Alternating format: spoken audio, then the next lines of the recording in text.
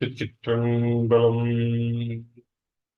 பாலும் தெளிதேனும் பாகும் பருப்பும் இவை நான்கும் நான் கலந்து உனக்குத் தருவேன். கோலம் செய் துங்கக் கரிமுகத்து தூமணியே, நீ எனக்கு சங்கத் தமிழ் மூன்றும் தான். எல்லாமல்ல அருள்மிகு வடிவுடை நாயகர் நமர் பாண்டி கொடுமணிநாதர் திருவடிகளையும், எல்லாமல்ல சிவகாமி மீது நமர் கூத்தப்பெருமானுடைய திருவடிகளையும் மனமொழி மிகளால் வணங்குகின்றேன். இதுவரை யாரெல்லாம் எனக்கு ஜோதிடம் கற்றுக் கொடுத்தார்களோ அனைத்து குருமாருடைய திருவடிகளையும், என்னை இந்த உலகுக்கு அறிமுகப்படுத்திய போற்றுவதற்கும் மனதிற்கும் உரிய குருநாதர் திருப்பம் சின்ராஜய்யா அவருடைய திருவடிகளை பணமொழி மிகளால் வணங்குகின்றேன். மாணவர்களே, இன்னைக்கு நம்ம பார்க்க போறது கிரக சேர்க்கை அப்படிங்கிறதுலையும், இந்த ஒரு கிரகத்துக்கு இன்னொரு கிரகத்துக்குள்ள நட்பு விவரங்கள் என்ன அப்படிங்கிறதையும் பார்த்துட்டு இருந்தோம். இதுல எக்ஸ்ட்ரா இன்னைக்கு ஒரு ஒரு செய்தி நம்ம செவ்வாயை பத்தி பார்த்துட்டு இருந்தோம். அதுலயே இன்னும் கொஞ்சம் சில விஷயங்கள் உங்களுக்கு சொல்ல வேண்டியது இருக்கு. அதை இன்னைக்கு சொல்லிடலாம் அப்படின்னு பார்த்தா, இன்னைக்கு நான் நேற்று பழனி 2 நாளா பழனியில் இருந்தோம். தமிழ் விழா, ஐயாவோட சிஆர்எஸ்டோட ஐயாவோட தமிழ் சேனல் விழா. அதனால அங்க 2 நாளா இருக்க வேண்டியதை போச்சு. இன்னைக்கு டயர்டா தான் இருந்தது. இருந்தாலும் கிளாஸ் கட் பண்ணக்கூடாது அப்படிங்கிறதுக்காக இன்னைக்கு கிளாஸ் கொடுத்துடலாம். ஒரு 1 மணி நேரமாவது கிளாஸ் கொடுக்கலாம் அப்படிங்கிறதுக்காக தான் இன்னைக்கு கிளாஸ் போட்டோம்.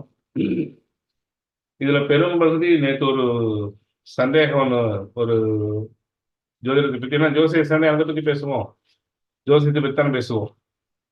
அப்போ ஒரு பெரிய ஒரு சந்தேகம், இந்த கிரக சேர்க்கையில இப்போ ஒரு கிரகம் வந்து, அந்த ஜாதகத்தை உதாரணம் போட்டிருக்கிறேன்.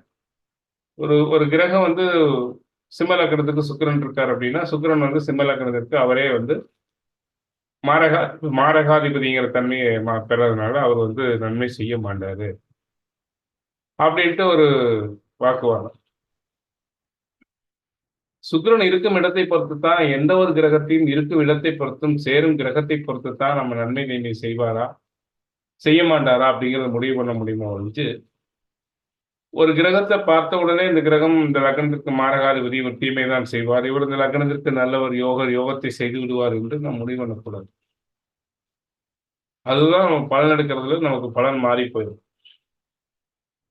ஒரு கிரகத்தோடு ஒரு கிரகம் சேரும் பொழுது கட்டாயம் கிரக சேர்க்கை என்பது மிகப்பெரிய ஒரு மாற்றத்தையும் விளைவையும் ஏற்படுத்தும். 100க்கு 100 ஏற்படுத்தும். கிரக சேர்க்கையினால் ஒரு கிரகத்துடைய தனிப்பட்ட குணங்கள், தனிப்பட்ட செயல்பாடுகள் மாறும். அப்படி பார்க்கும்போது பொதுவா இப்ப இந்த செவ்வாய்க்கு ராகு எப்படிப்பட்டவர்னு பார்க்கிறோம். ராகு கர்ண கொடூரமாக தாக்கும் எதிரின்னு பார்க்கிறோம். இந்த ஒரு கிரகத்தினுடைய தனிப்பட்ட பலனை, தனிப்பட்ட அந்த காரகத்துவத்தை அளிக்கின்ற கிரகங்கள் பார்த்தோம்னா 3 பேர் தான். ஒன்னு சனி, ஒன்னு ராகு, ஒன்னு கேது. இந்த 3 கிரகங்கள் என்ன செய்யுன்னு கேட்டீங்கன்னா, அந்த கிரகம் பலன் செய்வதற்கு விடாது. ராகு கேது என்ன செய்யணும்னு கேட்டா குணத்தை மாத்திரும். 2மே மயக்கத்தை தரக்கூடிய கிரகம். ராகு கேது குணத்தை மாத்திரும். இப்போ போதை வஸ்துக்கள் எடுத்துக்கிட்டாலும், ராகுனா லிக்விட் மது, கேதுனா கஞ்சா. அப்போ இந்த 2மே மயக்கத்தை தரக்கூடிய நச்சு கிரகங்கள் அப்படிங்கிறதுனால, ஒண்ணு ஆன்மீக வழிக்கு போனாலும் அதுவும் அது கேது ஆன்மீகத்தை தாரா, பேரின்பத்தை தாரா, அதெல்லாம் வேற. ஆனா இயற்கையான ஒரு செயல்பாடுகள் இருந்து மாறுபட்டு செயல்பட வைக்கிறது, ஒரு கிரகத்தை மாறுபாடு அடைந்து செயல்பட வைக்கிறது இந்த ராகு கேது. ராகு அதீதமான மயக்கத்தை கொடுத்து ஒரு ஆடம்பரத்தையும், ஒரு என்ன சொல்றது, எதுல போந்தாலும் அதுல ஒரு என்ஜாய் பண்ணி அதுல முழுசா அனுபவிச்சு வெளியே குட்டியாரக்கூடிய கிரகம். இல்ல அதுல வந்து ரொம்ப ஆழமாக போய் அனுபவித்து அதுல பிரச்சனைகளை தேடிக்கொள்ளக்கூடிய கிரகமா பிரம்மாண்டப்படுத்தி விட்டுருவார் ராகு.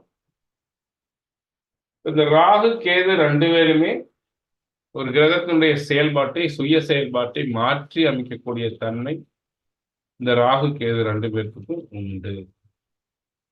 இதை நீங்க நினைவில் வச்சுக்கணும். இந்த ராகு கேதுவை தவிர மற்ற கிரகங்களுடைய தன்மைகள் அப்படின்னு பார்க்கும்பொழுது, நம்ம அதுக்கு தான் இவ்வளவு விஷயம் சொல்லிக் கொடுக்கிறோம். இந்த கிரகத்திற்கு இந்த கிரகம் எப்படிப்பட்ட நட்புடைய கிரகங்கள், இவங்களோட சேரும்போது இவங்களுடைய மனநிலை எப்படி இருக்கும், இந்த கிரகத்தோடு சேரும்போது கிரகத்துடைய மனநிலை எப்படி இருக்கும், ஒரு கிரகத்தோடு சேரும்போது கிரகத்துடைய மனநிலை எப்படி இருக்குன்னு புரிஞ்சுக்கணும். ரெண்டு நண்பர்கள் சேர்ந்து ஒரு பக்கம் இருக்கிறோம், அங்க குதூகலமா தான் இருக்கும், அங்க ஜாலியா தான் இருக்கும். ரெண்டு நம்முடைய எதிரியோட சேர்ந்து நம்ம இருக்கிறோம், அங்க எப்படி இருக்கும்? இது நம்ம இருக்கிற இடம் ஒண்ணு, இருக்கிற இடம் ஒண்ணு, கூட இருக்கிறவர் ஒண்ணு. இதை வச்சுதான் ஒரு விஷயத்த முடிவு பண்ண முடியும். இருக்கிற இடம், கூட இருக்கக்கூடியது யாரு? இருக்கிற இடத்துக்கும் ஒரு பலம் உண்டு, கூட இருக்கக்கூடியவருக்கும் பலம் உண்டு. அதுக்கப்புறம் சாரத்துக்கு பலம். என்ன சாரத்துல போறாரு, அந்த சார கட்டுப்பாட்டுல அவர் அடங்குவாரா அடங்க மாட்டாரா அப்படிங்கிற பலம். இந்த ராகு கேது சனி, இந்த 3 சனி வந்து ஒரு விஷயத்த நடக்க விடாம தடை செய்யறதுல முதன்மை கிரகமா இருக்கும். ஒரு கிரகம் பலனை கொடுப்பதில் தடை செய்வதில் முதன்மை கிரகமா சனி இருக்கு. அந்த காலதாமதத்தை ஆக்கக்கூடியவர்கள் சனி முதன்மையா இருக்கு. ஆனா இந்த ராகு கேது முற்றிலுமாக ஒரு கிரகம் செயல்படாமல் நிறுத்தி அந்த கிரகத்தை வந்து வேறு திசைக்கு வேறு கோணத்துக்கு மாற்றி விடக்கூடிய தன்மை இந்த ராகு கேதுக்கு உண்டு. மற்ற கிரகங்களுடைய இணைவு அப்படிங்கிறது நட்பு கிரகம் இணையும் போது அது யோகமா மாறிடும், அது நல்லதா மாறிடும். உதாரணத்துக்கு ஒரு ஜாதகம் காட்டம் பாருங்க. இந்த செவ்வாய் ராகுவை பத்தி நம்ம போன வகுப்பிலே பார்த்தோம். செவ்வாயினுடைய அகங்காரத்தை தூண்டிவிட்டு கர்ண கொடூரமாக அவன் எங்கதான் போய் முடியறான் இல்லாம அவனை வந்து ஒரு ஒரு அகங்காரத்தினுடைய உச்சிக்கு கொண்டு போகக்கூடியது இந்த ராகு. செவ்வாயினுடைய தன்மை வீரியப்படுத்தினோம். இதுவே யோகமா அமைஞ்சதெல்லாம் உண்டு. செவ்வாய் ராகு சேர்க்கை யோகமா அமைஞ்சது உண்டு. செவ்வாய் லக்னத்துக்கு கன்னியா லக்னம், கன்னியா லக்னத்துக்கு செவ்வாய் எங்க 8 இந்த 8 ராகு ஒரு ஜாதகத்துல 5ஆம் இடத்துல மகரத்துல சேர்ந்திருக்காரு. மகரத்துல செவ்வாய் ராகு சேர்க்கை, உச்சமற்ற செவ்வாயோடு ராகு சேர்க்கை.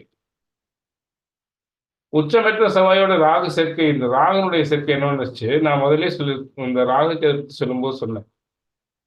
அதாவது குப்பரப்படுத்திருக்கிற மலாதி திரி போட்டு, மலாதி படுத்திருக்கிற குப்பர திரி போட்டு. இந்த வக்கர கிரகமான ராகு செவ்வாய் நெகட்டிவா தான் கண்ணிலக்கணத்துக்கு பலன் செய்வாரு. இந்த ராகு சேர்ந்த உடனே அவர் செவ்வாய் உச்சம் மகரத்துல. ஒரு உச்சமற்ற கிரகத்தோடு ராகு சேர்ந்த உடனே அந்த ராகு செவ்வாயினுடைய பலனை பிடுங்கி யோகமாக மாற்றி அவர் இன்னைக்கு மிகப்பெரிய ஒரு கோடீஸ்வரனா வச்சிருக்கு. இதுல ரியல் எஸ்டேட் தொழில். கன்னி லக்னம் 5ஆம் இடமாகிய மகரத்துல செவ்வாய் ராகு அந்த ஜாதகத்தை ஒரு மிகப்பெரிய உயர்ந்த நிலைக்கு கொண்டு போயிருக்கு. அதுக்கு காரணம் செவ்வாய் ராகு மட்டுமல்ல, செவ்வாய் ராகுக்கு திரிகோணமான லக்னத்துல லக்னாதிபதியான புதன் ஆட்சி, சுக்கிரன் கூட சேர்ந்திருக்காரு. புதன் சேர்ந்து விஷ்ணு மகாலட்சுமி யோகமா இருக்கிறாங்க. சுக்கிரன் நீசமற்று நீசபங்க ராஜயோகமா இருக்காரு. நீசபங்க ராஜயோகமா இருக்காரு. இந்த பக்கம் பார்த்தீங்கன்னா 9, 10 தர்மகர்மாதிபதியாகவும் அந்த புதன் சுக்கிரன் வர்றாங்க கன்னி லக்கணத்துக்கு. கன்னி லக்கணத்திற்கு புதன் சுக்கிரன் லக்கணத்துல கூட சூரியன் சேர்ந்திருக்காங்க. இப்போ இந்த திரிகோண அமைப்புல எதாவது கனெக்ட் ஆகுதுன்னு பாருங்க. திரிகோண இணைவு, பாகை முறை இணைவுன்னு பார்க்கல, 1, 5, 9 இருக்கிற கிரகத்தை இணைச்சு பார்க்கணும். அப்படி இணைக்கும் போது லக்கணத்தில் இருக்கிற சுக்கிரன், லக்கணத்தில் இருக்கிற புதன், 5ஆம் இடத்துல இருக்கிற செவ்வாய், ராகு, அதுக்கு 5ல சனி இருக்கார். இத்தனை கிரகங்கள் எங்க ரிஷபத்துல, இத்தனை கிரகங்கள் ஒண்ணு சேர்ந்து பலன் கொடுக்குது. இதுல சுபத்தன்மையை சுக்கிரன் கூட சேர்ந்துட்டனால, சுபத்தன்மை பெற்றதுனால, கூட புதனம் இருக்கிறதுனால, 2வது இந்த ராகு எப்பவுமே கன்னி லக்கணத்துக்கு பாசிட்டிவா வேலை செய்யக்கூடியவர். செவ்வாயினுடைய பலனை பிடுங்கி இவருக்கு பூமி ரியல் எஸ்டேட் சம்பந்தப்பட்ட தொழில மிகப்பெரிய வெற்றியை கொடுத்தார். இப்ப கிரக இணைவை நம்ம திரிகோண இணைவா இருந்தாலும் சரி, இல்ல நேரடி இணைவா இருந்தாலும் சரி, ஒரு கிரகத்திற்கு 1, 5, 9 யார் இருக்கிறா, டிகிரி சம்பந்தமா அவங்க எத்தனை டிகிரி இருக்கிறாங்க. உதாரணத்துக்கு மகர ராசியில 16 டிகிரியில, மகர ராசியில 16 டிகிரியில செவ்வாயும் ராகு இருக்காங்க வச்சுக்கோங்க. கன்னிராசியில அதே 16 டிகிரிக்கு முன்பின் எத்தனை டிகிரியில, முன்பின் 8 டிகிரிக்குள்ள கிரகங்கள் இருந்ததுன்னா அது பரிசுத்தமான கிரக இணைவு. மிக அதிகமாக தொடர்பு கொண்டக்கூடிய கிரக இணைவு. அதுக்கு முழுமையான கிரகணம் எடுத்துட்டு அதனுடைய பலனை நாம் எடுத்து சொல்லணும். ஒரே டிகிரியில அதே 16 டிகிரியில அங்க இருக்காரு, இங்கேயும் 16 டிகிரியில் இருக்காருன்னு வச்சுக்கோங்க. அது ஒண்ணு மேல ஒண்ணு இருக்குதா தான் எடுத்துக்கணும். இப்படி கிரக இணைவுகளை பார்க்காம நம்ம பலன் சொல்லக்கூடாது. இங்கதான் நம்ம பலனை கோட்டை விட்டுருவோம். உதாரணத்துக்கு நேற்று பேசிட்டு இருக்கும்போது ஒரு ஜாதகம் இங்க பாருங்க. இந்த ஜாதகத்தை பொறுத்தவரையிலும் நமக்கு ஊர் பேர் தேவையில்லை. நமக்கு ஜாதகத்தினுடைய ஒரு குழந்தை ஜாதகம், இந்த ஜாதகத்தினுடைய தன்மை மட்டும் பாரு. இந்த ஜாதகத்துல சிம்ம லக்னம், லக்னத்திற்கு 5ஆம் இடத்துல சனி இருக்கார். லக்னாதிபதி சூரியன் லக்னத்துக்கு 10ல திக்பலத்தோட முழு பலமா இருக்கார். அதாவது ரோகிணி சந்திரனுடைய நட்சத்திரத்துல ரொம்ப ரொம்ப ஒரு பலத்தோடு இருக்கார். ஒரு கிரகம் சந்திரனோட நட்சத்திரத்தில் இருக்கிறது மட்டுமல்ல, ரோகிணி 2ஆம் பாதமான புஷ்கர நவாம்சத்தில் இருக்கார். புஷ்கர நவாம்சத்துல சூரியன் வந்து வர்க்கோர்த்தம் பெறுகிறார். அற்புதமான லக்னம், லக்னாதிபதி அற்புதமான இடத்தில் இருக்கார். ஏன்னா லக்னாதிபதி ரிஷபத்துல தன்னுடைய எதிரி வீடுன்னு எடுத்துக்கவே கூடாது. புஷ்கர நவாம்சத்துக்கு போயிட்டாரு. 10ஆம் இடத்துல திக்பலம் ஆயிட்டாரு. 2வது புஷ்கர நவாம்சத்தில் இருக்காரு. இப்ப லக்னம் வலுத்துறது. லக்னம் அற்புதமான ஒரு லக்னாதிபதி அற்புதமான ஸ்தானத்துல அற்புதமான இடத்துல இருக்கார். அப்போ ஜாதகத்துடைய இந்த குழந்தைக்கு வந்து சந்திரன் ராகு லக்னத்தில் இருந்தாலும் அதை பற்றி நம்ம கவலைப்பட தேவையில்லை. லக்னாதிபதி வலுத்து இருக்கிறதுனால மிகப்பெரிய பலமான இடத்துல இருக்கார். சந்திரனோட ராகு சேர்க்கை தானே, ராகு சேர்க்கை இருக்கே, இது இன்னும் பண்ணாதா அப்படின்னா, ரேயாதிபதி லக்னத்துல இருந்தா என்ன நிறைய செலவு செய்யும், அவ்வளவுதான். மற்றவங்க சந்திரன் ராகு பத்தி நம்ம பயப்பட தேவையில்லை. ஆச்சுங்களா? இங்க சந்திரன் ராகு சேர்க்கை அப்படிங்கிறது சந்திரன் எத்தனை டிகிரி இருக்காரு? சந்திரன் 120 டிகிரி, ராகு வந்து 124 டிகிரி. இந்த சந்திரன் ராகு சந்திரன் கேதுக்கு ஒரு விசேஷம் இல்லை. சுயமா முடிவெடுக்கணும். இவங்க அப்பா அம்மாவை கேட்டு முடிவு எடுக்கக்கூடாது. இந்த சுய முடிவுக்குள்ள நாளைக்கு வளர்ற காலத்துல சுய முடிவுகள் எடுக்கும்போது ஒரு சிறப்பா இருக்கும்.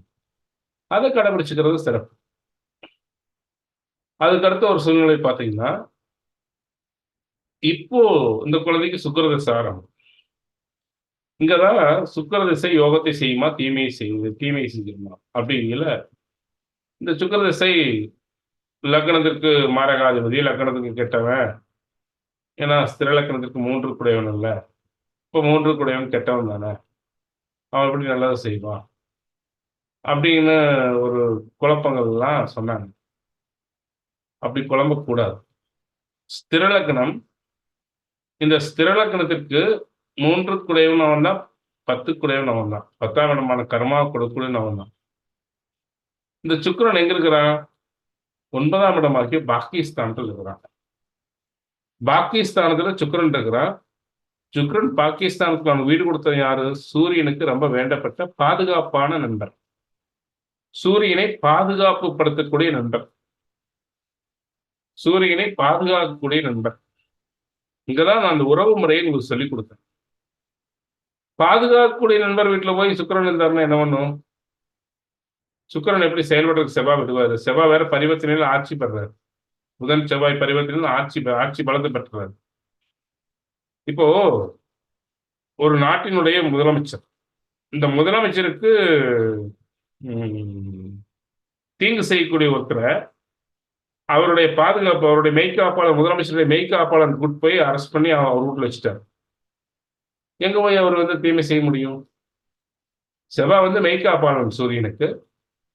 இந்த சுக்கிரனை கொண்டு போய் அங்க அரெஸ்ட் பண்ணி அங்க வச்சிருக்காரு. அங்க அரெஸ்ட் பண்ணி வச்சது மட்டுமல்ல, அந்த செவ்வாய் பலவீனமாயிருந்தா சொல்லலாம். செவ்வாய் பரிவர்த்தனையில பலமாயிருச்சு. பலமான செவ்வாய் எங்க போய் இந்த சுக்கிரனுக்கு தீமை செய்வாரு? தீமை செய்வார்னு இந்த ஜாதகத்துக்கு சொல்றதே தப்பு. அது விட்டுருங்க. பொதுப்படையா அதைத்தான் தெரியாம நம்ம தீமை செய்வார்னு எடுத்துக்கிட்டோம். இல்ல வந்து சுக்கிரதசை நல்லது நடக்காது அப்படின்னு சொன்னாங்க அப்படின்னா, அதுக்கு மேல இன்னொரு கான்செப்டுக்குள்ள போங்க. புதன் சுக்கிரன் இணைவு. புதன் 24 டிகிரியில, சுக்கிரன் வந்து எத்தனை டிகிரியில் இருக்காரு? சுக்கிரன் அப்பதான் உள்ளுக்கு நுழையிறார். தன்னுடைய உச்ச வீட்டில இருந்து உள்ளுக்கு நுழையிறார். சுக்கிரன் எப்பவுமே அஸ்வினி 1ஆம் பாவத்துல சுக்கிரன் நிற்கும் போது கிட்டத்தட்ட 13 வர்க்க சக்கரத்துல ஒரே இடத்துல 12 வர்க்க சக்கரத்துல ஒரே இடத்துல இருப்பார். அப்போ சுக்கிரன் மிகப்பெரிய பலம் பெறார். அத்தனை வர்க்க சக்கரம் இருக்கும்போது பலம் பெறும். என்னதான் பலம் பெற்றாலும் அங்கே புதனோடு சேர்ந்த சுக்கிரன் அப்படிங்கிற விஷ்ணு மகாலட்சுமி யோகம் ஆயிரும். விஷ்ணு மகாலட்சுமி யோகம் ஆயிரும். புதன் சுக்கிரன் சேர்க்கையில விஷ்ணு மகாலட்சுமி யோகம் இந்த யோகத்தை பேரு. அது மட்டுமல்ல, இந்த சுக்கிரனை பொறுத்தவரையிலும் சுக்கிரன் திரிகோணத்துல யார் இருக்கிறா? சனி இருக்கார். புதன் சனி சுக்கிரன் இணைவா எடுத்துக்கலாம். புதன் சுக்கிரன் சனி இணைவா எடுத்துக்கலாம். அப்போ இந்த சுக்கிரனுக்கு இந்த பக்கம் திரிகோணத்துல யார் இருக்காங்க பாருங்க, சந்திரனும் ராகு இருக்கிறார். சந்திரனும் ராகு இருக்காங்க. அப்போ சந்திரன் யாரு? இந்த லக்னத்துக்கு விரையாதிபதி. ராகு யாரு? லக்னத்தில் நிற்கக்கூடிய கிரகம். இப்ப இந்த சுக்கிரன் ராகு இணைவு எடுத்தாலும் சரி, சுக்கிரன் சந்திரன் இணைவு எடுத்தாலும் சரி, சுக்கிரன் சனி இணைவு எடுத்தாலும் சரி, இந்த கிரக இணைவுல சுக்கிரனுடைய யோகத்தை தூண்டிவிடக்கூடிய தன்மை தான் அதிகரிக்குது அவருக்கு. சுக்கிரனுக்கு நெகட்டிவ் கொடுக்கக்கூடிய பலன் இல்லை. அது புதன் சுக்கிரன் இணைவு அப்படிங்கிறது விஷ்ணு மகாலட்சுமி யோகத்தை கொடுக்குறாங்க. இந்த விஷ்ணு மகாலட்சுமி யோகம் அப்படிங்கிறது மிகப்பெரிய உயர்ந்த அமைப்பு. செல்வம், செல்வாக்கு, மேன்மை, பகட்டான வாழ்க்கை, செல்வாக்கோட வாழ்றது, காரு பங்களாவில் வாழ்றது, வசீகரமான வாழ்க்கை, எப்பவுமே தன்னை அழகுபடுத்திக் கொள்ளுதல். அதே மாதிரி என்ன சொல்றது, ஒரு ஒரு ஹை கிளாஸான வாழ்க்கைன்னு சொல்லுவோம் அல்லவா. புதன் சுக்கிரனை பொறுத்தவரை அவங்க சாப்பிட்ற உணவுல இருந்து எல்லா விஷயத்தையும் வந்து ஹை கிளாஸா எதிர்பார்ப்பாங்க. அவங்க அவங்க பயன்படுத்துற எல்லா பொருட்களும் ஒரு ஒரு பணக்கார வீட்டு குழந்தை மாதிரிதான், பணக்காரர் மாதிரிதான் இருப்பாங்க. இந்த வசதி, வாய்ப்பு, மேன்மை, சொத்து, சுகம், இது எல்லாத்தையும் இந்த புதன் சுக்கிரன் விஷ்ணு மகாலட்சுமினா வைகுந்தத்துல என்ன குறை? வைகுந்தத்தில் மகாலட்சுமி இருக்கிற இடத்துல என்ன குறை இருக்கும்? எந்த குறை இருக்காது. அதுபோலதான் இந்த செல்வம், செல்வாக்கு, மேன்மை எல்லாத்தையும் இந்த சுக்கிரன் தேடி கொடுப்பார் இந்த பெண்ணுக்கு. இந்த குழந்தை வருங்காலத்துல ஜாலியா இருக்கும், பெருசா அழட்டிக்காது, வாழ்க்கை ஈஸியா போகும், வாழ்க்கை கடினம் இல்லாம போகும். பயப்பட தேவையில்லை. இந்த சுக்கிரன் தனித்து நின்றாலே தீமை செய்ய முடியாது. இந்த லக்னத்துக்கு பெருசா செஞ்சிட முடியாது. ஏன்? வீடு கொடுத்தவன் பரிவர்த்தனையில பலம். பாதுகாப்பான நண்பர் வீட்டுல இருக்காரு, இருக்கிற வீடு செவ்வாயினுடைய வீடா போச்சு. தனித்து நின்றாலே பெரிய தீமை செய்ய முடியாது செவ்வாய் பலம் பெற்றதுனால. புதனோடு சேரும் போது கட்டாயம் பெரிய தீமையை செஞ்சிட முடியாது. செய்யறதுக்கு விடமாட்டான். யார் விடமாட்டா? புதன் சுக்கிரன் சேர்க்கையிலேயே புதனுடைய ஒரு கெமிக்கல் இன்னொரு கெமிக்கலோட சேர்த்துறீங்க. எலுமிச்சை மலம் புளிப்பு தான். எலுமிச்சை மலத்தோட சுகர் சேர்த்த உடனே அது சப்பத்தாயிருது அல்லவா? அது இனிமையாத்தான் இருக்கு, அதனுடைய புளிப்பு சுவை மாறிடுது அல்லவா? ஒரு கிரகம் ஒரு கிரகத்தோடு சேரும்போது அதனுடைய தன்மை, அதனுடைய கதிர்வீச்சினுடைய தன்மையே மாறிடுது. அப்புறம் அவர் போய் எங்க மாரக பலனை கொடுப்பார்? கொடுக்க மாட்டார். தன்னுடைய கெட்ட பலனை சுருங்கி. ரெண்டாவது, புதன் இந்த லக்னத்திற்கு 2-11 கூடையவன். எப்பவுமே 11ஆம் அதிபதியோடு சேர்ந்த கிரகங்கள் பெரும்பகுதி தீமை செய்யாது. 2ஆம் இடத்துக்கூட விட்டுருங்க. 11ஆம் அதிபதியோடு சேர்ந்த கிரகம் பெரும்பகுதி தீமை செய்யாது, நன்மைதான் செய்யும். தீமைங்கிறதுக்கு வாய்ப்பே அங்கு இல்லை. அப்போ தீமையே நடக்காதானா, ஒரு திசையில 50% தீமை 50% நன்மை எடுத்தா அந்த திசை ஈக்குவலான திசை. உடல் தொந்தரவுகள் அப்பப்போ சின்ன சின்ன தொந்தரவுகள் கொடுக்கும். இந்த ஜாதகத்தை பொறுத்தவரையிலும் சுக்கிர திசை அப்படிங்கிறது கிட்டத்தட்ட ஒரு 65 to 70% நன்மையும் ஒரு 30% தீமையும் சில தீமைகளும் கொடுக்கும் திசாபத்தியை பொறுத்து. மற்ற பிரகாரம் எந்த ஒரு பெரிய தீமையும் கட்டாயம் இந்த ஜாதகத்திற்கு சுக்கிர திசை கொடுக்காது. சுக்கிரனை பொறுத்தவரைக்கும் உடல்நிலை, கொஞ்சம் பொருளாதாரம், செலவுகள், பொருளாதாரத்துக்கு வசதி கொடுக்கும். நம்ம அந்த செலவு செய்யும் ஒரு பகட்டான வாழ்க்கைக்கு போகும்போது சில விஷயங்கள்லாம் நம்ம சொல்லி கொடுத்து அதை கொண்டு வரணும், அவ்வளவுதான். அதை தவிர வேற தீமை அப்படிங்கிறது இந்த ஜாதகத்துல சுக்கிரன் செய்ய மாட்டேன். சுக்கிர திசை நன்மைதான். எனக்கு மாதேஸ்வரன் ஐயா, ஆத்தூர் மாதேஸ்வரன் ஐயா நான் படிக்கும்போது அவர் இதுதான் எனக்கு சொல்லிக் கொடுத்ததே. அவருடைய நூல்கள்லையும் இதைத்தான் எழுதியிருக்கார்.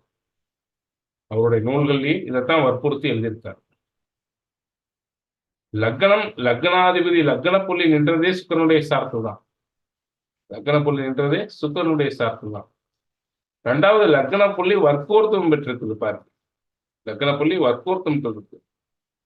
அதுவே பெரிய பலம். லக்ன புள்ளி வர்க்கோர்த்தம் பெற்றதே மிகப்பெரிய பலம். லக்னாதிபதியும் பலம். இந்த ஜாதகத்துக்கு 5ஆம் இடத்ததிபதி யாரு? குரு.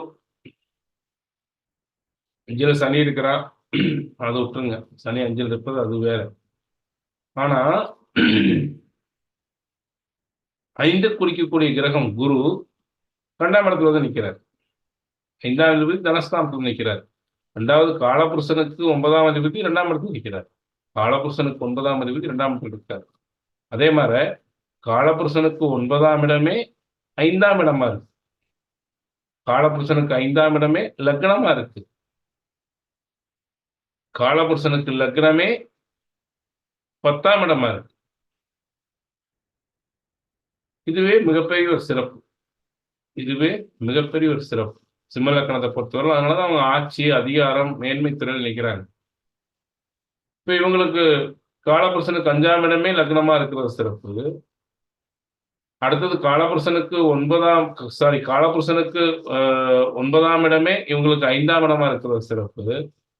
அடுத்தது காலபுருஷனுக்கு லக்னமே இவங்களுக்கு 10ஆம் இடமா இருக்கிறது. அப்படிங்கிறது ஒரு தலைமை பதவிக்கு இந்த சுக்கிரன் கொண்டு போவான். சுக்கிரன் பொறுத்தவரை ஒரு கௌரவமான பதவி, ஒரு கௌரவமான போஸ்டிங். ஒரு ரெண்டாவது வந்து ஒரு ஒரு என்ன சொல்றது,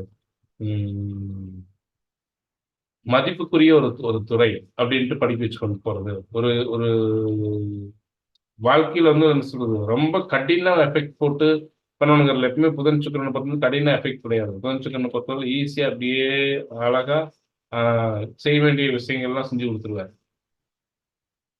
ஏன்னா விஷ்ணு மகாலட்சுமி யோகம் அப்படிங்கிறதே, மகாலட்சுமி எப்படி வந்து அப்படியே அந்த பஞ்சனையில படுத்துட்டு அப்படியே தாயார் காலமைக்கு விட அந்த சுகமான வாழ்க்கை அப்படிங்கிறத கொண்டு போயிடுறாரு. அந்த சுக வாழ்க்கைக்கு அவங்க லைஃப் போயிடும்.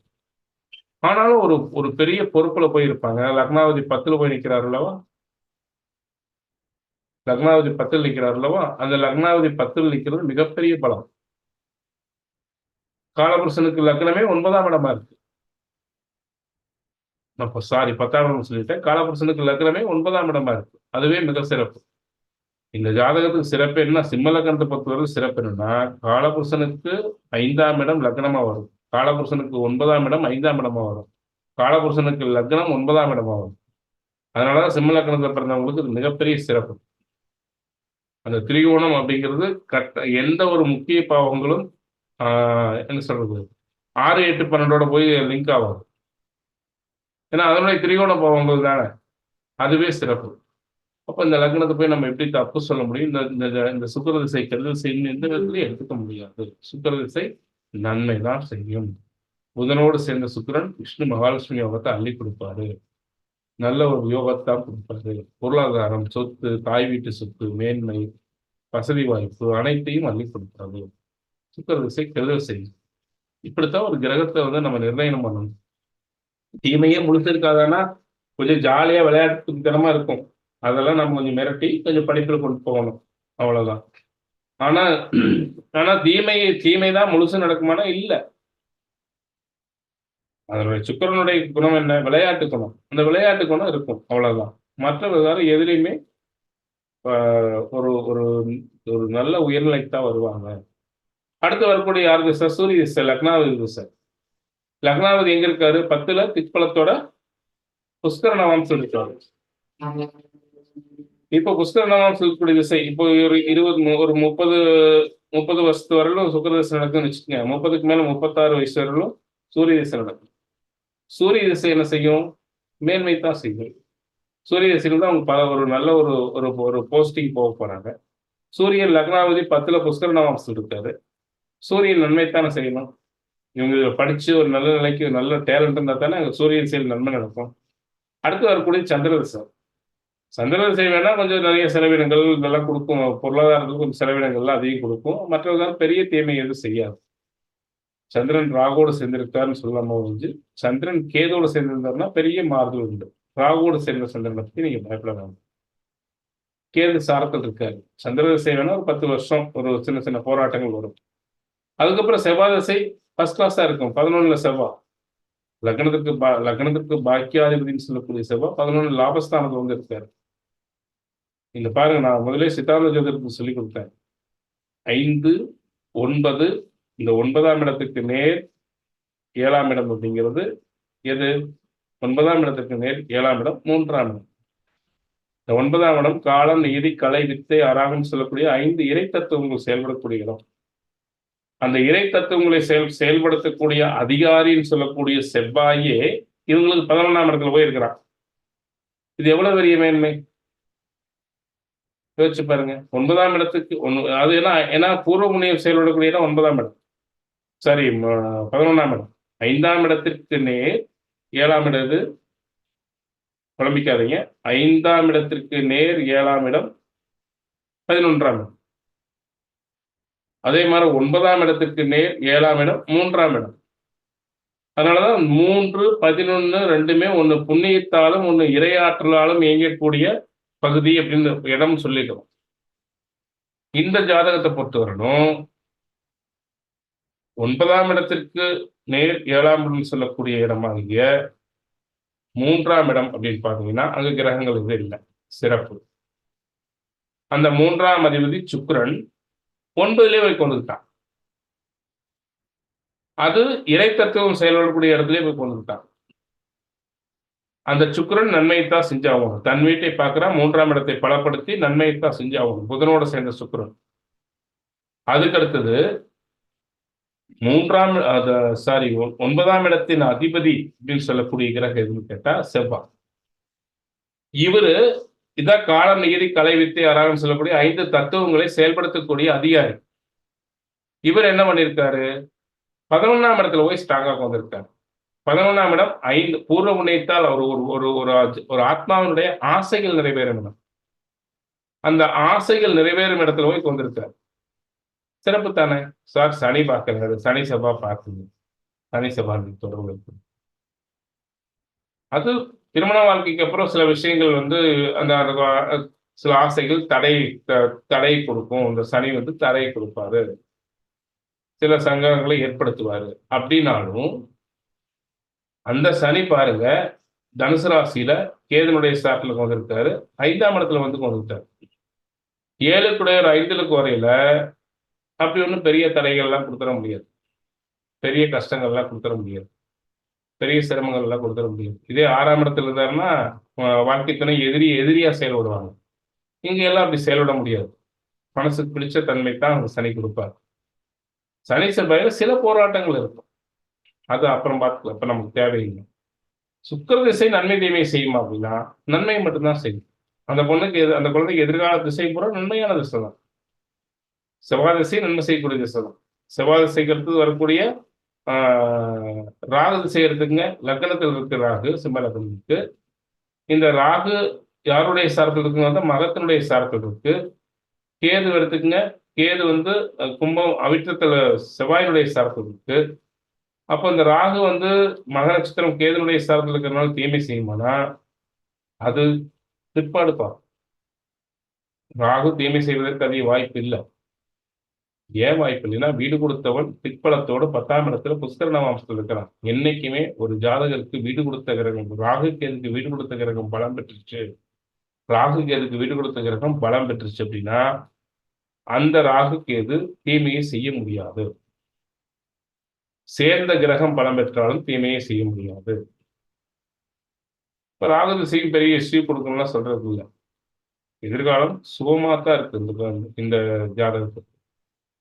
பொதுவா சுக்கிர திசையை பொறுத்தவரையிலும் இந்த ஜாதகத்துல தீமை இல்லை, சூரிய திசையில் தீமை இல்லை.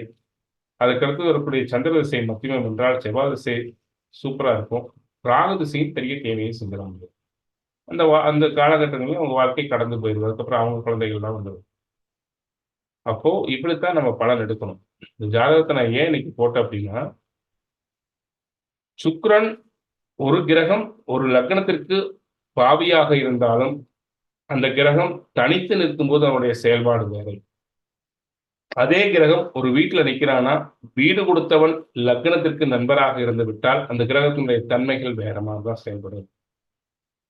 வீடு கொடுத்தவன் பலம் பெற்றுட்டா அந்த கிரகத்தை தீமை செய்வதற்கு பெரும்பகுதி விடமாட்டான். நான் உங்க ஊர்ல இருக்கிறேன் சார். நந்தகுமார் சார் வீட்டுல போய் நான் இருக்கேன். அங்க நந்தகுமார் சாருக்கு வேண்டப்பட்ட ஒருத்தரை எனக்கு அவர் எதிரி. நான் நந்தகுமார் சார் வீட்டில் இருக்கேன். நந்தகுமார் சார் மிகப்பெரிய ஒரு பலம் பெற்ற ஆளா இருக்கார்.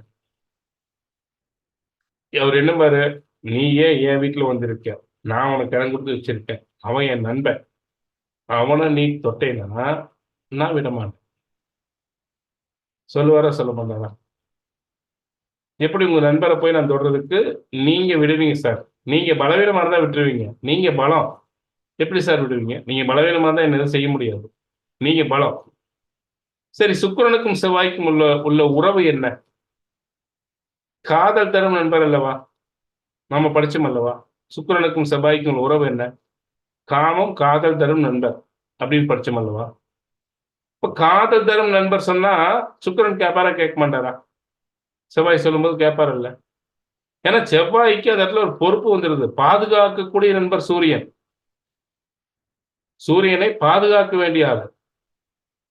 அந்த இடத்துல சுக்கிரன் செவ்வாய் சொல்லும்போது சுக்கிரன் கட்டுப்படுத்த ஆகணும். இந்த உறவு முறைகளை உயிர் கொடுத்து பாருங்க. முதல் ஒரு ஜாதகத்தில் உறவு முறைகளுக்கு வெறும் பாவகத்தை மட்டும் எடுத்துக்கொண்டு இவர் இந்த பாவகத்திற்கு அதிபதி, இவர் இதைத்தான் செய்வாரு அப்படின்னு முடிவு அது பாவகத்தை கொண்டு வரணும்.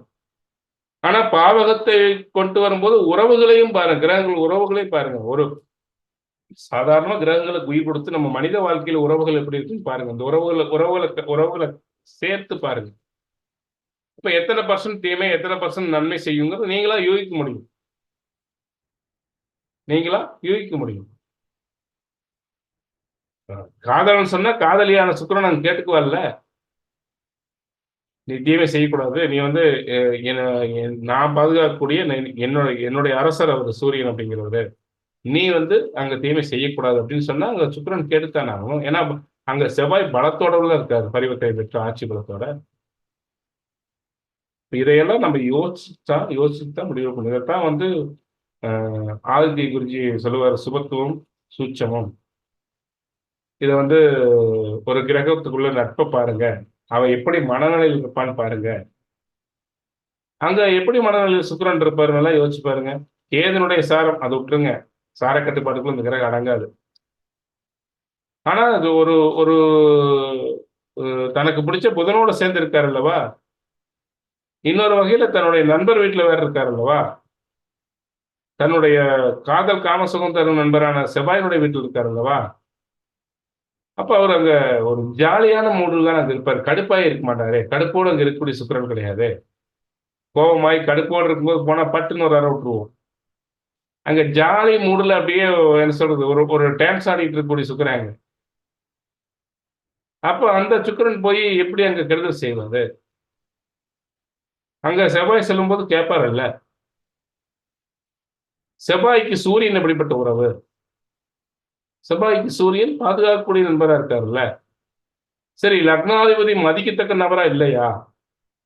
லக்னாதிபதி அவரு திக்பலத்துல புஷ்கரண வம்சத்துல பலத்தோட இருக்காருல்ல, அவர் வர்க்கோர்த்துவ பலத்தோட இருக்காருல்ல.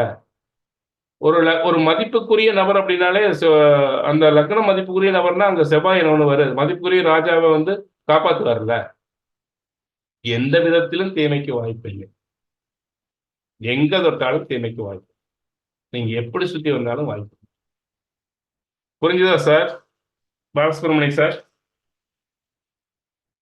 ஐயா புரியுதுங்கய்யா. இந்த ஜாதகத்தை ஏன் போட்டு இன்னைக்கு இவ்வளவு தூரம் எடுத்து அப்படின்னா, இந்த கிரக சேர்க்கையை பார்த்து, கிரக சேர்க்கையை வச்சு எவ்வளவு பலன் மாறுபடும், வீடு கொடுத்தவனுடைய பலத்தை வச்சு எவ்வளவு பலன் மாறுபடும், வீடு கொடுத்தவன் பலமா இருக்கையில் எவ்வளவு பலன் மாறுபடும், இதையெல்லாம் நீங்க புரிஞ்சுக்கணும். வெறும் கிரகத்தை வச்சு லக்னத்திற்கு அவன் பாவி, அவன் தீமை செய்வான்னு நம்ம முடிவெடுத்தக்கூடாது.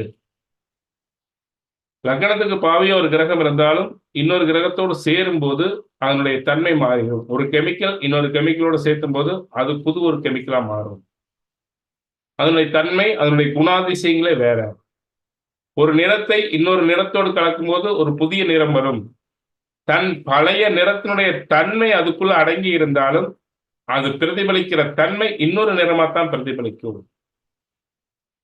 உண்மையா உண்மை. ஒரு ஒரு மஞ்சள் கலர் பெயிண்டையும் ஒரு ஒயிட் கலர் பெயிண்டையும் சேர்க்கும்போது சந்தன கலர் ஆகுது. இதுல மஞ்சளும் அடங்கி இருக்குது, ஒயிட்டும் அடங்கி இருந்தாலும் அது மஞ்சள் ஒயிட்னு சொல்ல முடியாது. அது சாண்டல் கலர்னு தான் எடுத்துக்க முடியும். புரியுதாங்க சார்? உண்மையா. தன்னுடைய பூர்வ தன்மையான குணங்கள் இருந்தாலும் அங்கே அது பிரதிபலிக்கிறது இன்னொரு நிறமாகத்தான் பிரதிபலிக்க முடியுமோ தவிர தன்னுடைய சுய மஞ்சளாகவோ சுய வெள்ளையாகவோ பிரதிபலிக்க முடியாது. அதனுடைய சாயல் இருக்குமோ ஒழிஞ்சு அங்க கொடுக்கக்கூடிய நிறம் வேற. வெள்ளை கலர் பெயிண்டையும் மஞ்சள் கலர் பெயிண்டையும் நீங்க சேர்க்கும் பொழுது இதெல்லாம் புரிஞ்சுட்டு அதுக்கு மேலதான் நம்ம பலன் சொல்லணும். எடுத்த உடனே இந்த ஜாதகத்துல சுக்கிரன் திசை 20 வருஷம் இருக்கு, சுக்கிர திசை தீமை செய்யும் அப்படின்னு நம்ம எடுத்துக்கூடாது.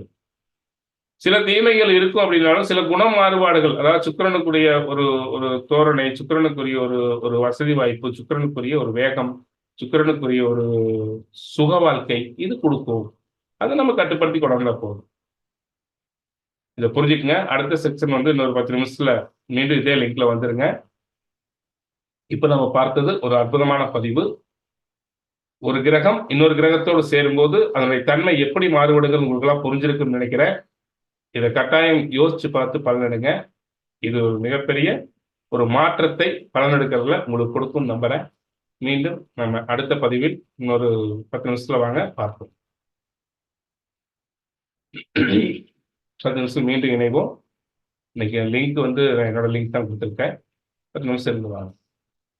லக்ன புள்ளியின் பலம், அதாவது நீங்க டோட்டலா எல்லாத்தையும் ஆராய்ச்சி பண்ணணும். ஒரு ஜாதகத்தை பார்த்த உடனே ஒரு விஷயத்தை மட்டும் நம்ம பார்த்து 1, 5, 9 முதல்ல பார்க்கணும். அதுக்கப்புறம் அந்த கிரகத்துக்கு வீடு கொடுத்தவன் யாரு, அந்த கிரகம் எப்படி